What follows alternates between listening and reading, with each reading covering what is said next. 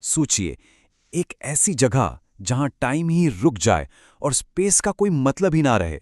आज हम फिजिक्स के सबसे बड़े, सबसे गहरे रहस्यों में से एक का सफर करने वाले हैं। जी हां, हम जा रहे हैं एक ब्लैक होल के अंदर। ये सवाल सदियों से साइंटिस्ट्स और फिलोसोफर्स सबको परेशान करता आया है। और ये एक ऐसे सफर का वादा है जहां रियलिटी के सारे नियम जो हम सब जानते हैं वो सब टूट जाते हैं और फिर से लिखे जाते हैं। तो ये जो नामुमकिन सा सफर है, इसे शुरू कहां से किया जाए? जाहिर है, बिल्कुल शुरुआत से। सबसे पहले तो ये समझना होगा कि आखिर ये ब्लैक होल है क्या भला, और बनता कैसे है। तो मोटे तौर पर एक ब्लैक होल के दो जरूरी हिस्से होते हैं। एक तो है उसके एकदम सेंटर में सिंगुलैरिटी। सोचिए, जहां एक पूरे के पूरे तारे का वजन एक सुई की नोक से भी छोटी सी जगह में सिमट जाए। और दूसरा है इसके चारों तरफ एक इनविजिबल बाउंड्री, एक घेरा समझिए। और पता है, यही बाउंड्री हमारे इस सफर को इतना खतरनाक और फाइनल बना देती है। इसे कहते हैं इवेंट होराइजन, और इसे पार करने का मतलब है कि वापसी का कोई कोई रास्ता नहीं है। इसे ऐसे समझिए जैसे कोई बहुत बड़ा कॉस्मिक झरना हो। अगर कोई एक बार उसके किनारे से आगे निकल गया तो फिर चाहे कितनी भी कोशिश कर ले, तैरकर वापस नहीं आ सकता। अरे यहां तक कि लाइट भी नहीं, जो यूनिवर्स में सबसे तेज चीज है, वो भी नहीं बच सकती। और यहीं से चीजें सच में बहुत अजीब होने लगती हैं। जो बाहर से देख रहा है उसे लगेगा कि जो इंसान अंदर गिर रहा है वो बस जम गया है, टाइम में फ्रीज हो गया है, हमेशा के लिए इवेंट होराइजन पर ही अटका हुआ। लेकिन जो खुद गिर रहा है उसके लिए सब नॉर्मल है। उसे कुछ भी अजीब महसूस नहीं होगा जब वो उस बाउंड्री को पार करेगा।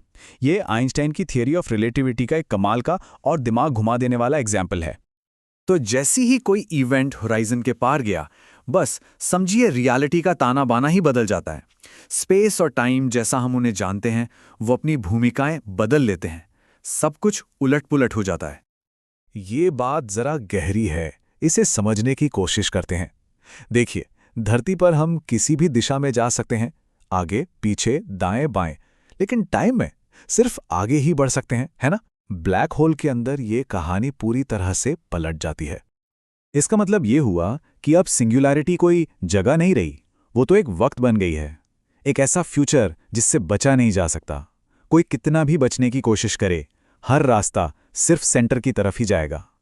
ठीक वैसे ही जैसे हमारे लिए हर रास्ता आने वाले कल की तरफ जाता है। और जैसे जैसे सेंटर की तरफ ये न रुकने वाला सफर आगे बढ़ता है, एक बहुत ही भयानक और जबरदस्त ताकत अपना काम शुरू कर देती है। एक ऐसी ताकत जो हर चीज को उसके एटम्स में चीर कर रख देती है। ये वही टाइडल फोर्स है जिसकी वजह से धरती पर समंदर में ज्वार भाटा आता है।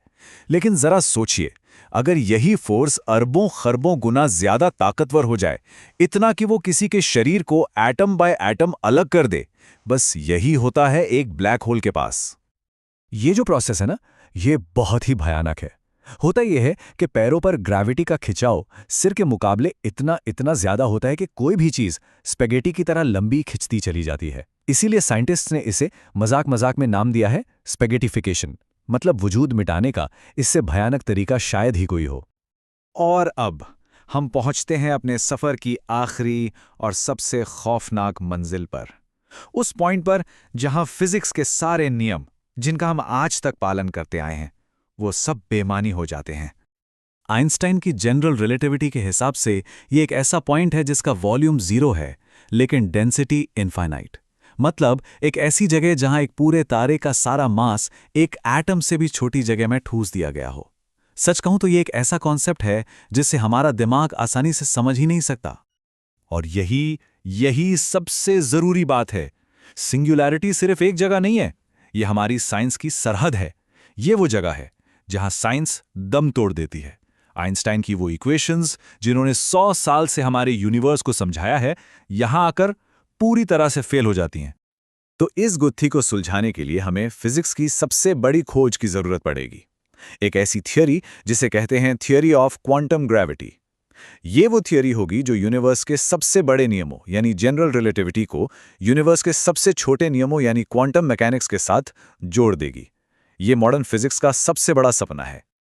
अब क्योंकि हमारी आज की साइंस के पास कोई पक्का जवाब तो है नहीं, तो साइंटिस्ट ने कुछ बहुत ही ज़बरदस्त और कह सकते हैं कि हैरत अंगेज आइडियाज़ दिए हैं कि आखिर एक ब्लैक होल के सेंटर में सच में क्या हो सकता है। चलिए कुछ सबसे मजेदार थ्योरीज पर नजर डालते हैं। क्या सच में सारा मैटर एक इनफाइनाइट पॉइंट में पिस जाता है, या फिर वो एक क्वांटम बाउंस लेता है और शायद एक नया यूनिवर्स ही बना देता है? कुछ ये भी मानते हैं कि कोई भी इंफॉर्मेशन अंदर जाती ही नहीं, बल्कि इवेंट होराइजन पर एक होलोग्राम की तरह छप जाती है। ये सारे आइडियाज दिखाते हैं कि हम साइंस की किस सरहद पर खड़े हैं। तो कुल मिला के बात यह है कि एक ब्लैक होल के अंदर का हिस्सा हमारे नॉलेज के मैप पर एक खाली जगह जैसा है। जैसे पुराने नक्शों पर लिख देते थे, नो यहाँ ड्रैगन्स रहते हैं, ये बिल्कुल वैसी ही जगह है। ये वो जगह है जहां हमारी आज की समझ खत्म हो जाती है और असली खोज का सफर शुरू होता है।